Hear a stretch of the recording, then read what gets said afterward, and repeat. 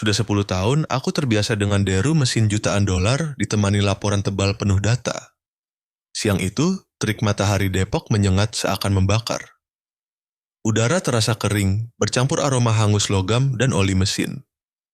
Aku sedang memeriksa area uji coba baru Megatech Group, kebanggaan yang kubangun dari nol. Saat itu, aku hanya berpikir ini akan menjadi hari seperti hari-hari lainnya. Menandatangani beberapa kontrak, menyetujui beberapa desain, lalu kembali ke apartemenku yang dingin, sampai aku mendengar suara itu. Sebuah suara melengking panjang, kacau, dan tergesa-gesa. Tidak seperti suara mesin uji resmi manapun di area tersebut. Itu berasal dari tanah kosong di belakang bengkel. Aku mengernyit, berpikir ada yang melanggar peraturan keselamatan. Pak, di belakang ada orang yang sedang mencoba sesuatu dengan mesin aneh, lapor seorang insinyur terengah-engah. Aku hanya mengangguk, lalu mengikuti mereka. Kami menyusuri barisan gudang, melewati tumpukan drum besi tua dan dinding beton yang catnya masih mengering. Matahari begitu menyilaukan hingga aku harus menyipitkan mata. Di tengah lapangan berdebu dan rumput kering, sebuah pemandangan aneh muncul, membuatku tertegun. Seorang anak laki-laki berusia sekitar 12 tahun, pakaiannya belepotan oli, duduk di dalam kerangka besi bengkok yang tampak seperti mainan rakitan sendiri. Kedua tangan kecilnya mencengkeram erat setir. Di belakang punggungnya, mesin itu mengeluarkan raungan parau, suara hidup mati dari sebuah mimpi gila. Aku sempat mendengar ledakan kecil. Baling-baling dari seng tipis tiba-tiba berputar kencang, menerbangkan debu tebal. Lalu dalam sekejap, hal yang tak terbayangkan terjadi. Kerangka besi itu terangkat dari tanah. Tidak tinggi, hanya beberapa puluh sentimeter, tapi cukup membuat semua insinyur di sekitar terdiam kaku. Seseorang terceplos. Ya Allah, anak ini, dia terbang? Aku maju selangkah. Angin dari baling-baling menerpa wajahku, panas dan berbau hangus, membawa aroma listrik terbakar. Anak itu mendongak. Senyumnya begitu cerah hingga membuatku lupa bernapas. Akhirnya, aku bisa. Teriakan itu hilang ditelan angin. Segera setelah itu, mesin bergetar hebat, kerangka besi jatuh, menciptakan bunyi gedebuk yang kering. Sekelompok insinyur langsung berlari mendekat. Siapa anak ini? Siapa yang mengizinkannya masuk area uji coba? Tangkap dia, ini area terlarang. Aku mengangkat tangan, menghentikan mereka. Tunggu dulu. Anak itu bangkit, terbatuk-batuk di tengah debu, namun masih tersenyum. Aku melihat lututnya tergores, tangannya gemetar karena lelah, tapi matanya. Mata itu bersinar terang, persis seperti nyala api di ruang uji ketika mesin berhasil dihidupkan. Aku bertanya, suaraku pelan tapi tegas. Benda ini, kamu yang buat? Anak itu mengangguk, menyeka keringat di dahinya. Iya, aku buat sendiri, dari besi rongsokan di belakang panti. Aku mengernyit. Panti? Iya, panti asuhan Pelita Hati, di Bogor. Aku bawa barang rusak ke sana, terus aku perbaiki. Aku cuma mau coba, apa mimpiku bisa terbang. Aku mendengar kalimat itu, dan sesuatu di dalam hatiku tiba-tiba tercekat. Aku tidak mengerti mengapa, hanya saja hidungku terasa perih. Seorang anak yatim piatu menggunakan besi rongsokan dan mimpi untuk menantang gravitasi. Aku pernah menjadi seperti itu. Orang-orang di sekitar masih berbisik-bisik. Anak ini terlalu nekat. Untung tidak meledak. Harus lapor keamanan. Aku melihat mereka, lalu melihat anak itu. Tatapan matanya membuatku melihat sesuatu yang familiar. Sesuatu yang sudah lama aku lupakan. Aku melangkah, mendekat, berlutut setara dengan matanya. Siapa namamu? Adrian, Pak. Adrian Setiawan. Nama itu entah mengapa membuatku terdiam. Sehelai ingatan jauh seakan baru saja melintas di benak. Satu malam hujan, cahaya senter redup, dan tangan seorang pria memperbaiki mesin untukku di tengah badai. Kalau nanti Bapak sukses, tolong bantu anak-anak kecil, ya. Kata-kata itu terngiang, samar seperti angin yang berembus melewati telinga. Aku berdiri, menatap anak di depanku. Oli mesin belepotan di baju, lumpur menempel di pipi, tapi senyumnya begitu polos, sungguh ajaib. Aku berkata kepada karyawanku, tidak ada yang boleh menyentuhnya, biarkan anak ini beristirahat, dan bawa kerangka besi itu ke laboratorium. Aku ingin melihatnya. Semua orang terkejut. Aku, seorang CEO yang terkenal ketat, baru saja melindungi seorang anak tak dikenal yang menyusup ke area terlarang.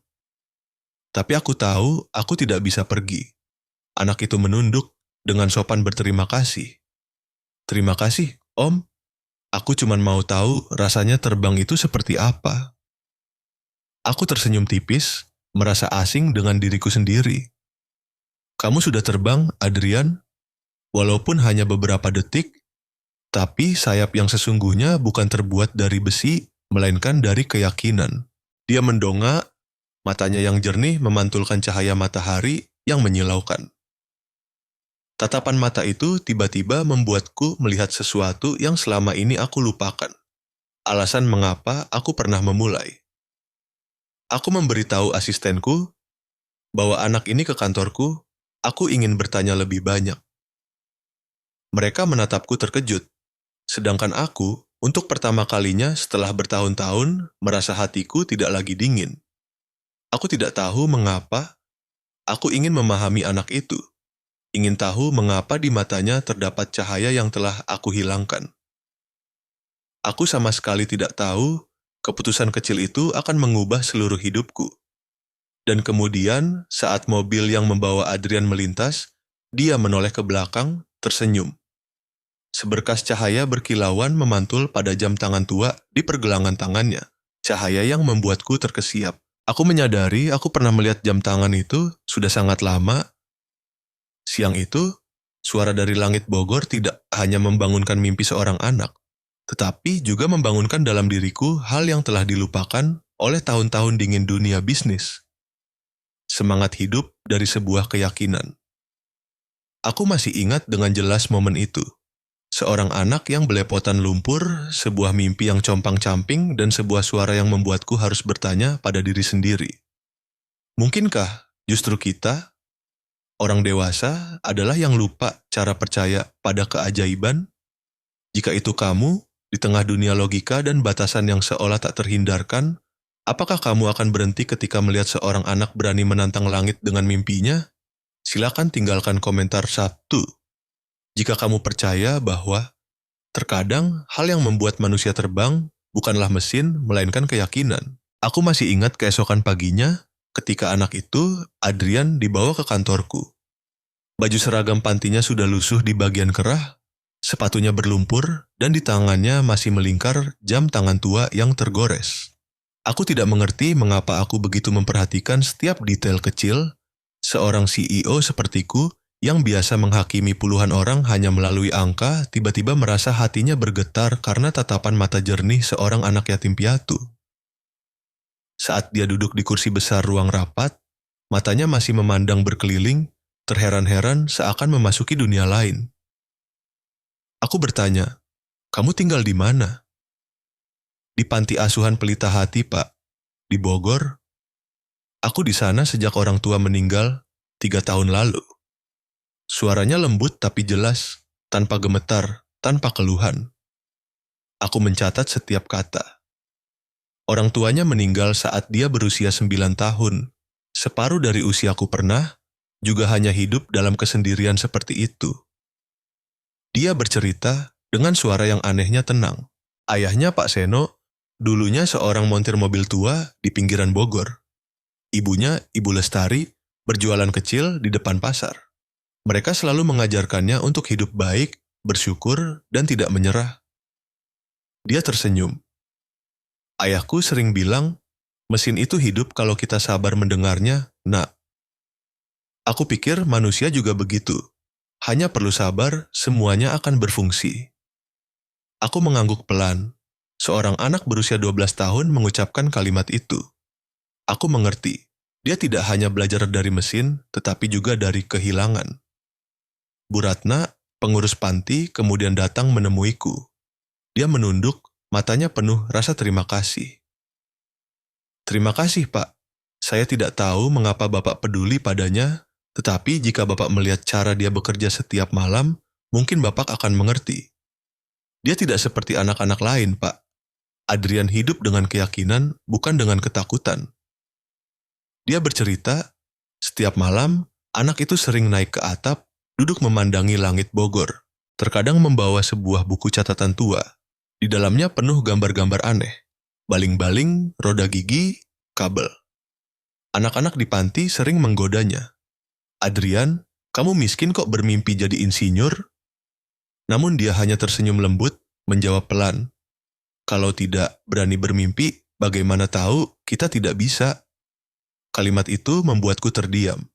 Seorang anak yang kehilangan ayah dan ibu masih cukup teguh untuk melindungi mimpinya. Sedangkan aku, yang memiliki segalanya, sudah berapa banyak mimpi yang kujatuhkan? Bu Ratna menambahkan, Adrian punya kebiasaan aneh.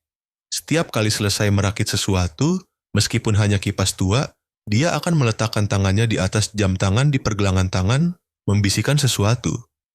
Ketika ditanya, dia hanya berkata, "Ini jam ayahku.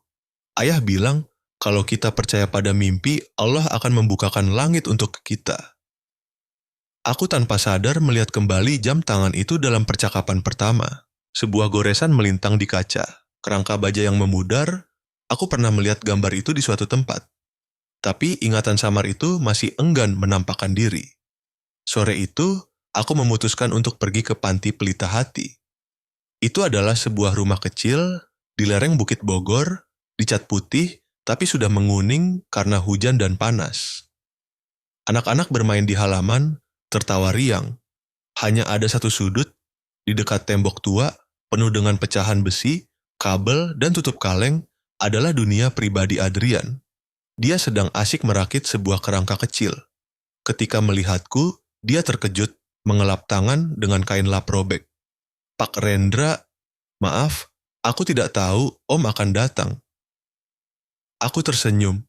Tidak perlu minta maaf, Om ingin melihat mimpimu seperti apa. Dia terlihat malu, lalu dengan hati-hati membuka selembar karton tua. Di dalamnya ada puluhan gambar pesawat mini, penuh dengan catatan kecil dalam tulisan tangan yang rapi. Aku membalik setiap lembar, membaca baris-baris yang polos, namun bangga jika aku bisa membuat sesuatu yang bisa terbang, aku akan membawa mimpi ayah dan ibu ke langit. Aku menatapnya, perasaan di dada seakan ada yang meremas pelan. Seorang anak yatim piatu, alih-alih menangis, memilih untuk mengubah rasa sakit menjadi sayap. Sedangkan aku, yang pernah dicintai oleh orang tua, hidup seperti seseorang yang apinya telah padam di hati. Aku bertanya, "Mengapa kamu ingin membuat pesawat?" Dia mendongak, senyumnya tenang. Karena ayahku pernah berkata, orang yang bermimpi melihat ke atas langit, orang yang putus asa melihat ke bawah tanah. Aku hanya ingin bisa melihat ke atas, Pak. Aku terdiam, mungkin sudah sangat lama, aku tidak melihat ke atas langit dengan tatapan seperti itu. Setiap hari berlalu, aku hanya melihat grafik, garis pertumbuhan, angka. Aku lupa bahwa hal yang membuat kita melambung bukan keuntungan, melainkan keyakinan. Malam harinya, saat aku meninggalkan panti, hujan turun. Aku berdiri di depan gerbang, melihat lampu di kamar Adrian masih menyala. Anak itu duduk di dekat jendela, kepalanya menunduk di atas buku catatan, matanya fokus. Pada saat itu, aku menyadari, iman bukanlah hal yang jauh. Ia bisa tersembunyi dalam diri seorang anak yang sedang mengelas potongan logam, percaya bahwa dia akan terbang. Di perjalanan menuju Depok, bayangan itu terus menghantuiku. Jam tangan tua, kalimat tentang keyakinan, dan mata yang bersinar di kegelapan malam. Aku teringat ayahku yang pernah mengajarkanku bahwa seorang pengusaha yang baik adalah orang yang tahu cara melihat nilai dalam hal yang paling kecil. Mungkin nilai terkecil yang aku lihat hari ini adalah sebuah mimpi yang jernih di tengah dunia yang penuh perhitungan ini.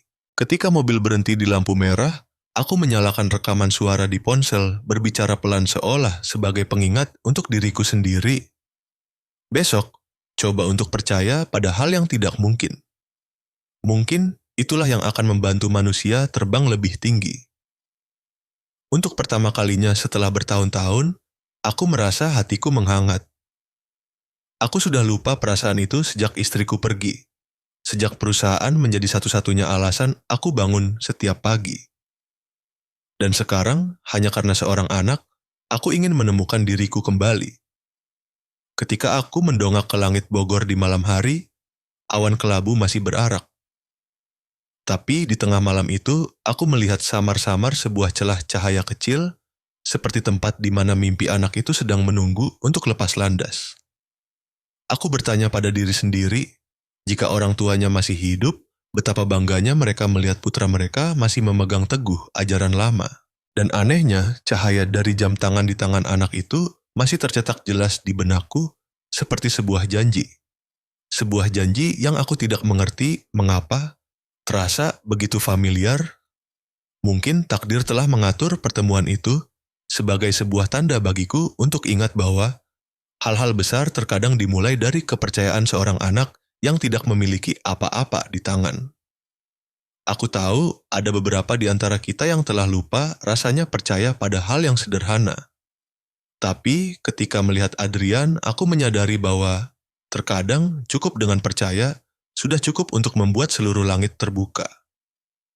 Jika kamu pernah bertemu seseorang yang membuatmu percaya bahwa usaha diam-diammu selalu dilihat dan dihargai, silakan tinggalkan komentar 1. Dan jika kamu masih menantikan hal itu, silakan berkomentar 2.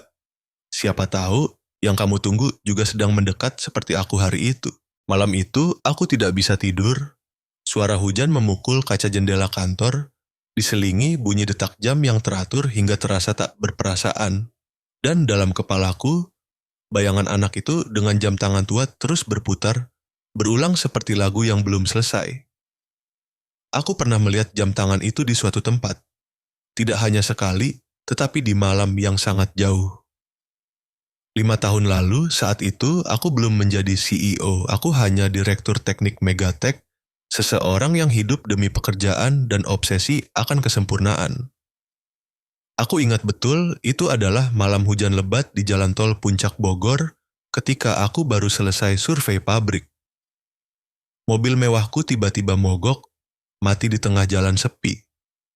Langit gelap, angin menghantam kaca jendela dan ponselku kehilangan sinyal. Aku hanya sendirian di tengah hujan deras, perjalanan dinas yang panjang membuatku kelelahan dan mulai demam. Aku pernah berpikir, dalam situasi seperti itu, uang bisa menyelesaikan segalanya. Tetapi ketika angin menyelinap melalui celah pintu, ketika tirai hujan menghapus pandangan, aku baru menyadari. Ada kalanya manusia benar-benar kecil. Seluruh tubuhku gemetar, kedinginan, tidak ada obat apapun di mobil. Aku berpikir apakah aku akan bisa melewati malam ini. Dan kemudian, di tengah suara guntur, ada cahaya senter kecil yang menyala. Seorang pria bertubuh kurus, bahunya berselimut jas hujan nilon, mendekat dan berbicara dengan suara yang sangat lembut. Mobilnya mogok? Ya pak, biar saya bantu. Aku mengangguk, setengah percaya, setengah cemas. Dia membungkuk memeriksa mesin, tangan telanjang, air hujan membasahi punggung bajunya. Seorang wanita berlari dari jauh, membawa payung dan segelas teh panas. Minum dulu, Pak. Dingin begini bisa masuk angin, katanya, senyumnya selembut angin. Mereka tidak bertanya siapa aku, juga tidak takut padaku. Seorang asing di tengah malam. Hanya membantu, seolah itu adalah hal yang paling alami di dunia. Aku merasa lebih baik setelah meminum teh hangat itu. Mobil berhasil dihidupkan kembali setelah hampir 1 jam. Aku mengucapkan terima kasih berulang kali, mengeluarkan dompet. Pria itu hanya melambaikan tangan, suaranya pelan tapi tegas. Gunakan uang itu untuk membantu orang-orang yang tidak punya siapa-siapa lagi di sisi mereka, seperti Bapak hari ini. Aku ingat betul senyum itu, senyum yang percaya pada kebaikan meskipun tidak ada alasan untuk percaya. Aku tidak menyangka, itu adalah janji yang akan mengubah sisa hidupku. Hujan masih turun deras. Karena melihatku demam, Pasangan suami istri itu mengundangku ke rumah kecil mereka yang berjarak beberapa ratus meter untuk beristirahat menghindari badai. Rumah itu beratap seng, berdinding kayu, berbau lembab, bercampur aroma nasi hangat. Di atas meja hanya ada nasi putih, telur goreng, dan sambal. Namun entah mengapa, itu adalah makanan paling enak yang pernah kumakan dalam bertahun-tahun. Lalu mereka membantuku minum obat dan beristirahat. Pria itu memperkenalkan diri, "Saya Seno, Pak. Ini istri saya, Lestari." Kami berbincang, mereka bercerita tentang pekerjaan, tentang putra kecil mereka yang sedang tidur di kamar. Ibu Lestari menunjuk ke pintu yang sedikit terbuka. Anak kami, Adrian, umurnya baru 7 tahun. Dia suka membongkar-bongkar barang bekas. Katanya mau bikin sesuatu yang bisa terbang. Aku tertawa.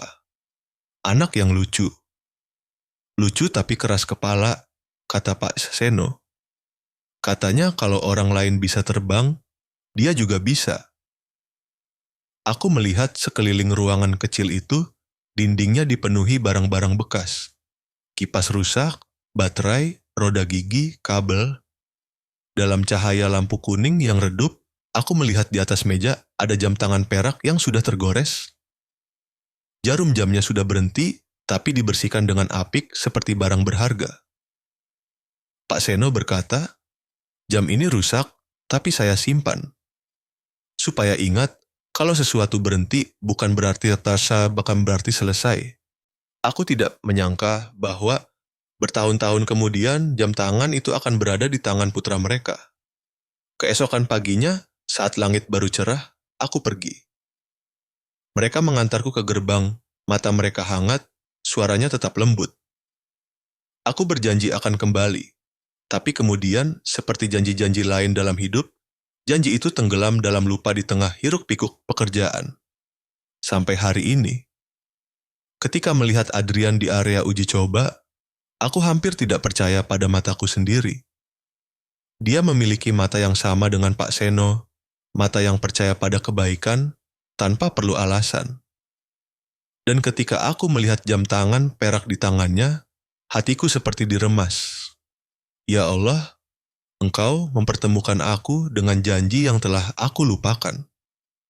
Terkadang Allah tidak berbicara kepada kita dengan mukjizat yang gemilang, tetapi hanya dengan sebuah pertemuan yang tampak kebetulan.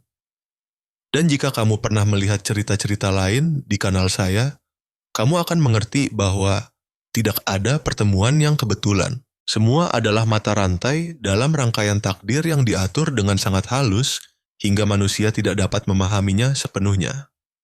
Malam itu, aku kembali ke rumah yang kosong, membuka komputer, dan mencari data lama. Aku ingin tahu apa yang terjadi pada keluarga Pak Seno.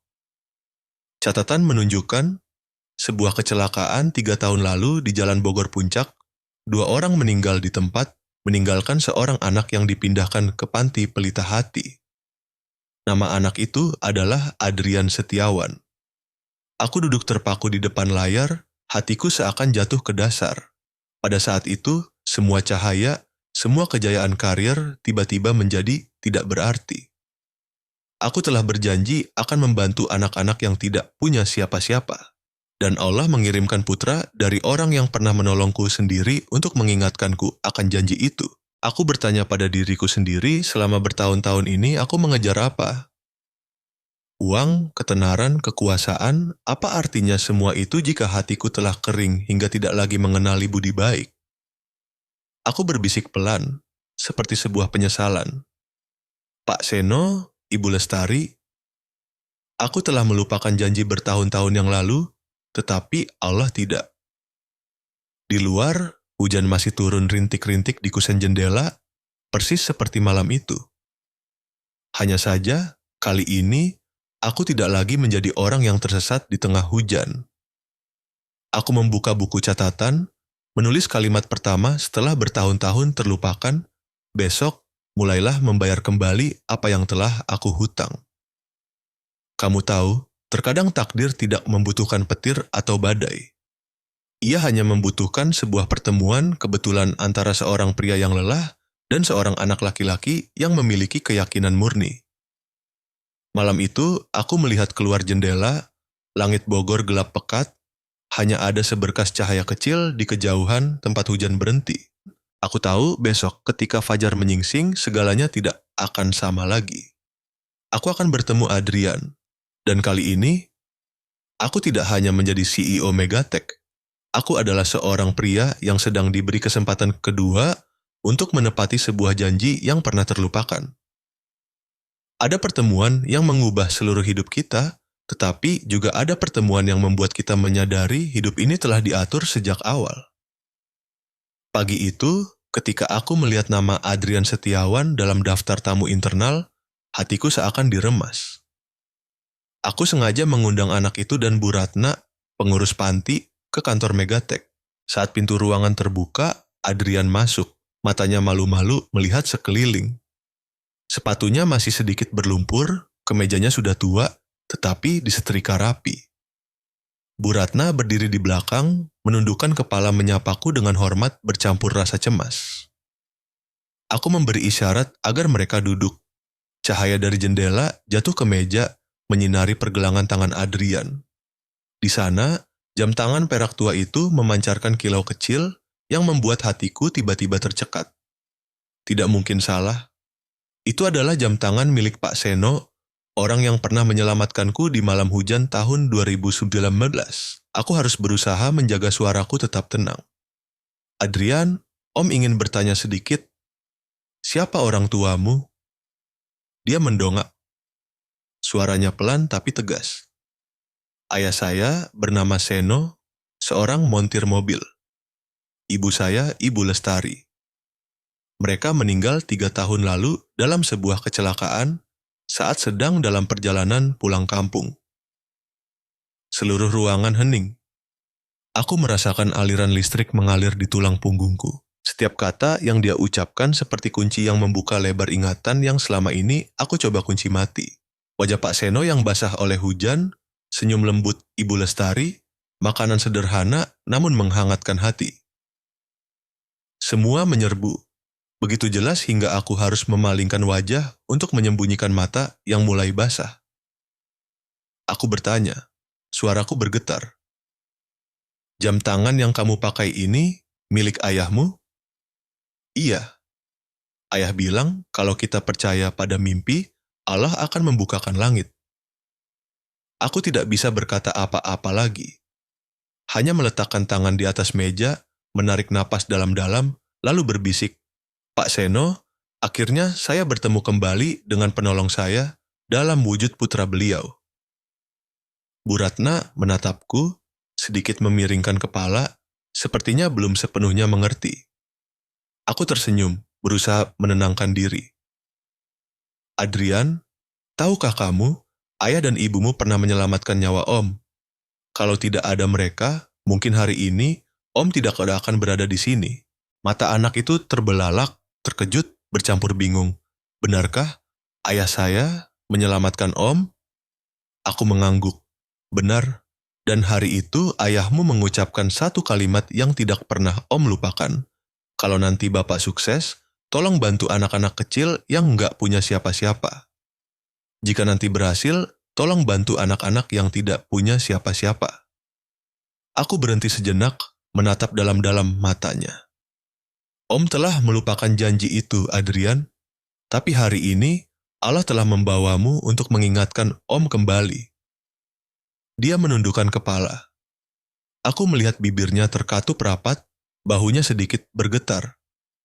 Aku tahu perasaan itu. Ketika hati kecil seorang anak tidak tahu harus senang atau menangis. Aku berdiri, melangkah ke depannya dengan suara lembut. Mulai hari ini, kamu akan belajar di ruang penelitian Megatech. Om akan membantumu terbang sebagai pengganti ayah dan ibumu. Keheningan di ruangan seakan berhenti. Adrian mendongak, matanya bingung antara haru dan ragu. Mengapa? Om melakukan ini? Saya tidak butuh belas kasihan. Saya hanya ingin melakukan apa yang saya yakini dengan usaha sendiri. Jawaban itu membuatku tertegun. Aku melihat di mata itu ada harga diri, Ada kemauan keras dari Pak Seno bertahun-tahun yang lalu. Aku tersenyum tipis, menjawab perlahan, Om tidak membantu karena belas kasihan, Adrian. Om membantu karena Om berhutang janji pada ayahmu, dan karena Om yakin kamu pantas untuk terbang. Anak itu menatapku lama, lalu menunduk dalam-dalam. Kalau begitu, saya janji tidak akan mengecewakan Om. Bu Ratna saat itu tidak berkata apa-apa. Dia berdiri diam, kedua tangan terkatup di depan dada, matanya berkaca-kaca. Dia berkata pelan, seakan takut mengganggu momen sakral itu. Mungkin inilah jawaban dari Allah untuk anak ini, Pak Rendra. Aku mengangguk pelan, hatiku lega namun terharu. Ya, aku percaya begitu. Tidak ada kebetulan di dunia, hanya ada pengaturan dari kebaikan hati dan waktu. Sore itu, aku mengantar mereka ke gerbang perusahaan. Sebelum pergi, Adrian berbalik, senyum tipis melintas di bibirnya. Om Rendra, kalau ayah saya masih hidup, pasti beliau akan berterima kasih pada Om. Aku menjawab dengan suara serak. Tidak nak, justru Om yang harus berterima kasih pada ayahmu. Mobil yang membawa mereka semakin menjauh. Aku berdiri melihatnya, merasa seolah baru saja menutup sebuah lingkaran takdir. Sebuah janji telah terbayar, namun juga sebuah awal yang baru. Aku kembali ke kantor, membuka buku catatan, menuliskan baris kalimat. Hari ini, aku bertemu kembali dengan penolongku dalam mata seorang anak yang berani bermimpi. Dan mulai besok, kami akan memulai kembali. Dari keyakinan. Malam itu, ketika semua orang sudah pulang, aku tetap tinggal sendirian di ruang penelitian. Dalam ruang yang hanya tersisa suara mesin dan cahaya lampu putih, aku melihat keluar jendela kaca. Tempat langit Bogor baru saja cerah setelah hujan. Aku melihat bayangan Pak Seno, tersenyum lembut, berdiri di samping anak kecil bertahun-tahun lalu. Aku berbisik dalam hati, Pak Seno, apakah Bapak melihatnya? Putra Bapak akan terbang. Dan kali ini saya akan menemaninya. Terkadang kita menghabiskan seumur hidup untuk mencari tahu mengapa kita dianugerahi kesuksesan. Namun hanya butuh satu pertemuan, satu tatapan, satu pengingat, barulah kita mengerti bahwa kesuksesan sejati adalah ketika kita menggunakannya untuk melanjutkan sebuah kebaikan yang sempat terhenti. Aku pernah berpikir, aku telah mencapai puncak karier, tapi tidak, ternyata aku baru saja memulai perjalanan belajar menjadi manusia seutuhnya. Sebelum meninggalkan kantor, aku melihat di mejaku jam tangan perak yang Adrian tinggalkan. Jarum jamnya telah berhenti, tapi dalam hatiku, segalanya justru mulai bergerak. Aku menggenggamnya erat di tangan, berbisik pelan. Putra Pak Seno, mulai sekarang Om akan menjadi penjaga irama bagi mimpimu. Aku tidak tahu bagaimana masa depan, tapi aku yakin akan satu hal. Kisah antara aku dan anak itu belum berhenti di sini. Karena ketika keyakinan bertemu dengan orang yang tepat, ia tidak hanya akan mengubah satu kehidupan, ia bisa membuat seluruh langit terbuka. Orang sering berkata, keyakinan bisa mengubah sebutir pasir menjadi gunung. Sedangkan aku telah melihat dengan mata kepala sendiri, keyakinan seorang anak bisa mengguncang seluruh perusahaan raksasa. Sejak Adrian melangkahkan kaki ke Megatech, suasana di area penelitian seakan berubah. Anak berusia 12 tahun itu tidak seperti karyawan manapun yang pernah kutemui. Tidak menuntut, tidak mengeluh, dan tidak takut kotor. Dalam cahaya dingin laboratorium, sosoknya kecil, tapi setiap kali dia membungkuk, matanya bersinar seakan membawa sebagian jiwa ayahnya. Aku masih ingat pagi pertama ketika dia meletakkan tangan di atas meja las, tangannya sedikit gemetar. Seluruh tim insinyur berbisik-bisik, anak ini hanya lelucon, CEO sudah buta.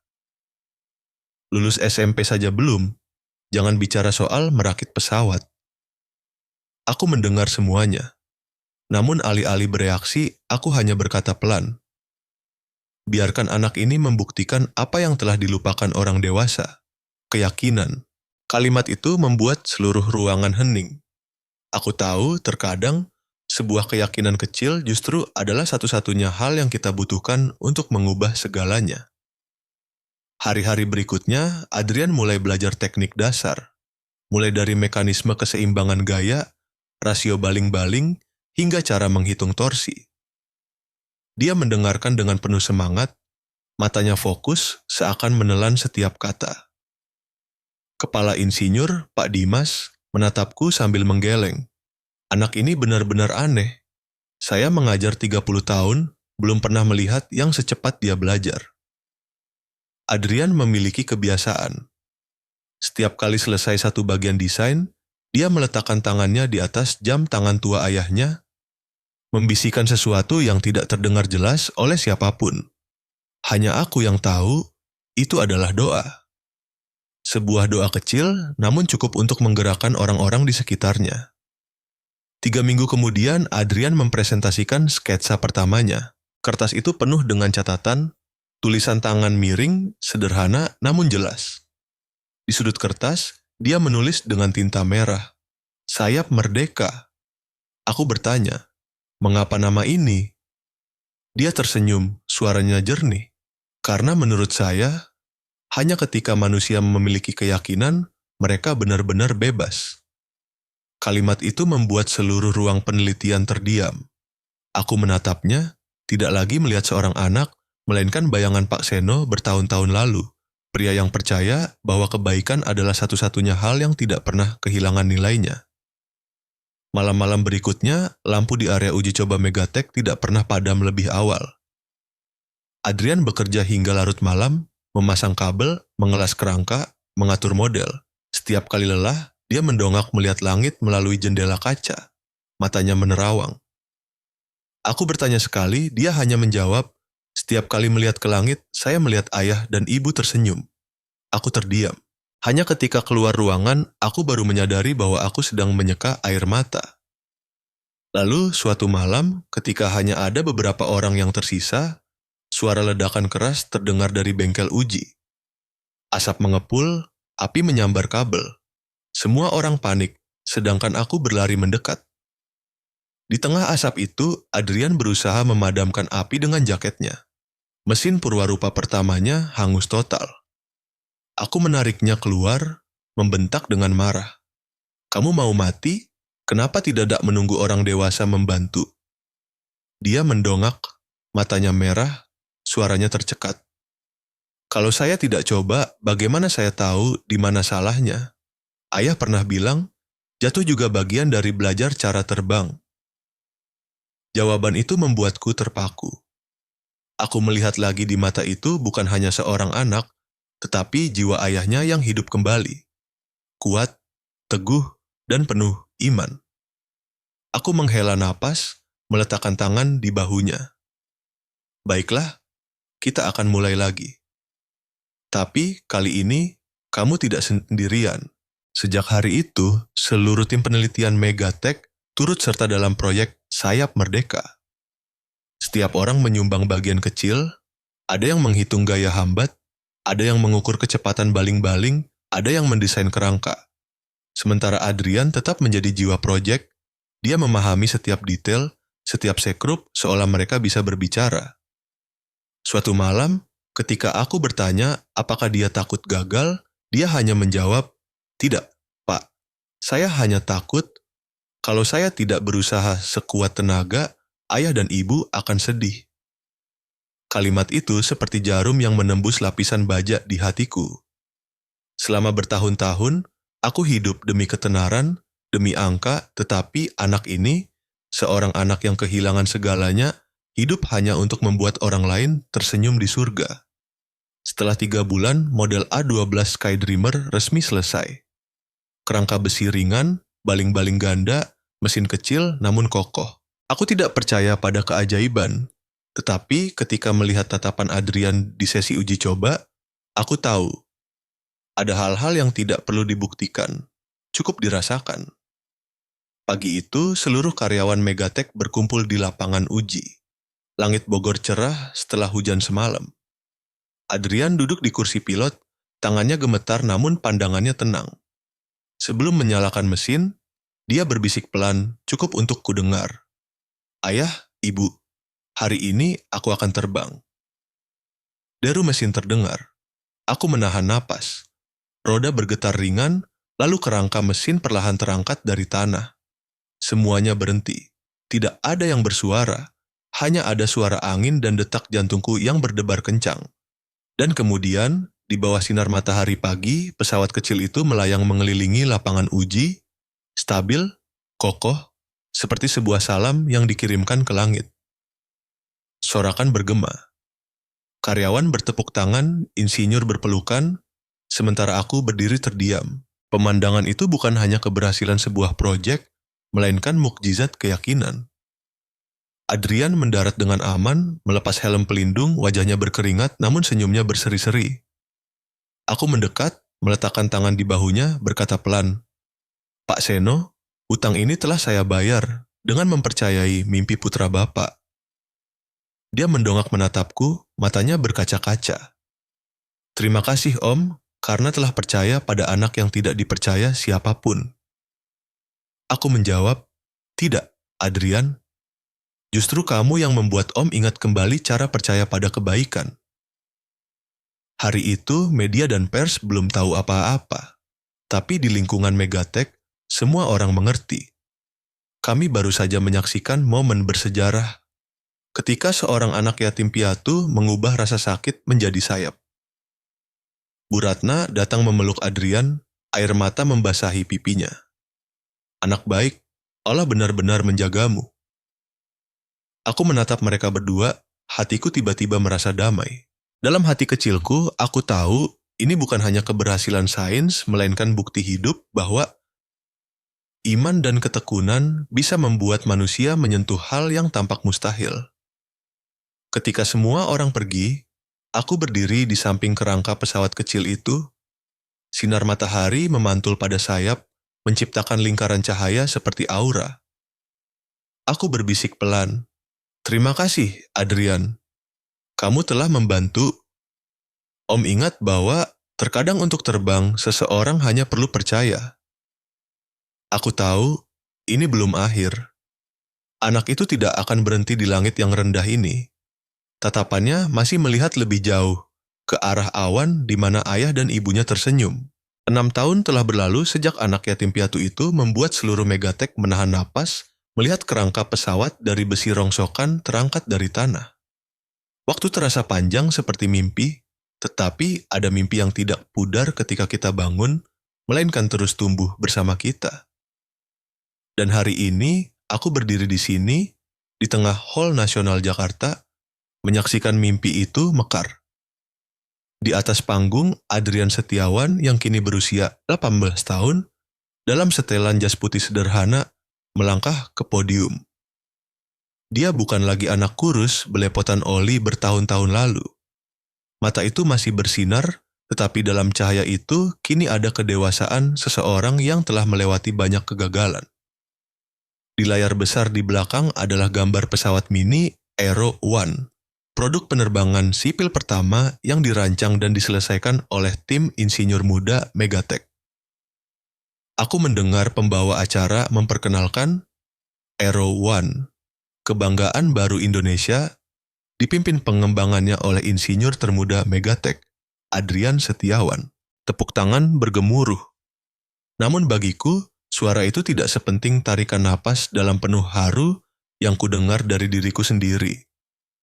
6 tahun lalu, aku berjanji akan membantunya terbang. Sekarang, dia tidak hanya terbang, tetapi juga membantu ratusan insinyur lain menemukan kembali keyakinan pada sains dan kemanusiaan. Dalam setiap langkahnya, aku melihat bayangan ayahnya bertahun-tahun lalu. Pak Seno, montir miskin yang mengajarkanku bahwa kebaikan tidak akan pernah sia-sia. Cahaya panggung menyinari wajah Adrian. Dia memegang mikrofon, suaranya bariton namun bergema, jelas dan tenang, seolah berbicara mewakili begitu banyak mimpi anak-anak yang terkubur karena tidak dipercaya siapapun. Jika orang tua saya tidak menolong Pak Rendra waktu itu, dia berhenti, matanya menatap ke barisan kursi depan tempat aku duduk. Mungkin hari ini saya tidak akan bisa terbang, Allah mempertemukan kita bukan karena kebetulan, tapi karena niat baik tidak pernah mati. 1 detik hening. Lalu seluruh ruangan berdiri, bertepuk tangan riuh. Aku menundukkan kepala, air mata hampir tumpah. Perasaan itu bukan kebanggaan seorang CEO, melainkan keharuan seseorang yang menyaksikan keajaiban sesungguhnya. Aku teringat kembali kalimat lama ayahku. Rendra, kesuksesan terbesar bukan saat kamu menciptakan produk yang dikagumi orang, melainkan saat kamu menciptakan manusia yang membuat dunia menjadi lebih baik. Hari ini, aku baru benar-benar memahami kalimat itu. Ketika acara berakhir, wartawan mengerumuni, lampu kilat berkedip tanpa henti. Adrian tetap menjaga ketenangan itu, selalu menundukkan kepala berterima kasih kepada semua orang, seperti cara dia berterima kasih padaku 6 tahun lalu. Ketika lampu meredup, aku mendekat, meletakkan tangan di bahunya. Kamu berhasil, Adrian. Ayah ibumu pasti sangat bangga. Dia menatapku, tersenyum tipis, suaranya bergetar. Kalau tidak ada Om, mungkin saya masih hanya seorang anak yang merakit mainan di panti. Aku menggeleng. Tidak, Nak. Kalau tidak ada keyakinan, Om juga tidak akan pernah menemukan diri Om kembali. Kami berdua berdiri diam di tengah gemuruh tepuk tangan yang masih bergema. Di luar, melalui jendela kaca hall, cahaya matahari terbenam Jakarta seakan meleleh, mewarnai seluruh langit menjadi merah. Aku tahu, itu adalah cahaya yang diperuntukkan bagi mereka yang berani percaya, berani memulai lagi dari nol. Seminggu kemudian, aku bersama Adrian kembali ke Panti Pelita Hati. Rumah kecil tempat dia dibesarkan masih sama, hanya saja dindingnya sudah dicat ulang, halamannya berubin bersih, dan anak-anak berlarian berteriak gembira saat melihatnya kembali. Kak Adrian! Mereka memanggil keras, mata mereka berbinar. Bu Ratna sudah lebih tua, rambutnya memutih, tapi senyumnya masih lembut. Dia memeluk Adrian erat, air mata membasahi pipinya. Anak baik, Allah benar-benar menjagamu. Aku berdiri di samping, diam-diam melihat mereka berdua berpelukan. Momen itu membuatku menyadari, meskipun ada berapa banyak paten atau proyek, hal paling berharga di dunia tetaplah pelukan yang bernama keyakinan. Adrian membentangkan terpal kecil di tengah halaman, meletakkan beberapa potong kayu, kawat baja, baterai kecil, dan mulai mengajari anak-anak merakit model pesawat mini. Tangan-tangan kecil yang canggung, tetapi mata mereka bersinar terang. Seorang anak laki-laki berusia sekitar 8 tahun mendongak bertanya. Suaranya polos. Kak, aku juga mau terbang. Aku harus bagaimana? Adrian menatap anak itu lama, lalu tersenyum tipis, senyumnya selembut Pak Seno di masa lalu. Jangan hanya melihat langit adik, mulailah menciptakan sayapmu sendiri. Kalimat itu membuat hatiku bergetar. Aku mengerti bahwa anak itu tidak hanya berbicara kepada anak-anak, tetapi juga berbicara kepada kita semua, orang dewasa yang pernah lupa cara bermimpi. Saat matahari terbenam, aku melangkah keluar gerbang panti. Angin sore Bogor membawa aroma tanah lembab, dan aku mendongak melihat langit. Di atas, sekawanan burung membentangkan sayap, terbang ke arah barat, tempat matahari tenggelam. Aku mendengar tawa anak-anak di belakang, suara mesin kecil model pesawat yang baru saja dinyalakan, dan suara Adrian memanggil keras. Om Rendra, pesawatnya terbang. Aku berbalik, pesawat mini kecil bertenaga baterai melayang mengelilingi halaman panti, berkilauan di bawah sunset.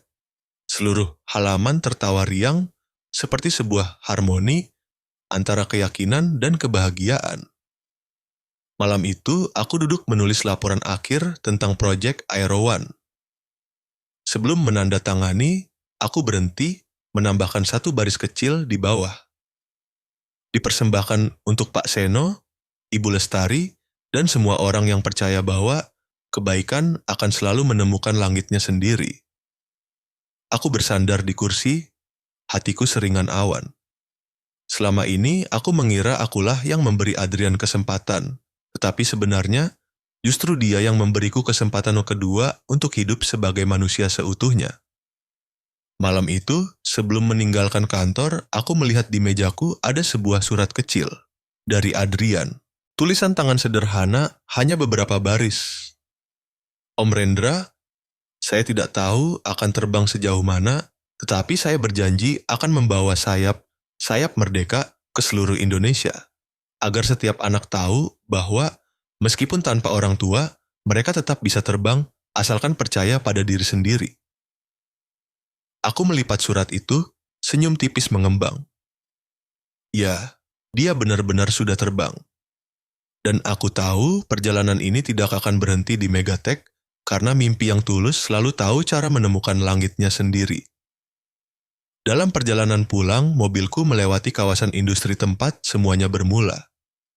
Angin bertiup pelan, membawa gema masa lalu, suara mesin tua, tawa seorang anak yang penuh lumpur, dan suara familiar dalam ingatan. Kalau nanti Bapak sukses, tolong bantu anak-anak yang nggak punya siapa-siapa, ya? Aku menjawab pelan, seolah berbicara dengan seseorang yang jauh. Pak Seno, janji Bapak sudah saya tepati. Langit malam Bogor bertaburan bintang, dan di tengah malam itu, aku melihat dengan jelas sebuah bayangan. Anak itu, Adrian, sedang terbang dengan sayap bukan dari besi, melainkan dari keyakinan.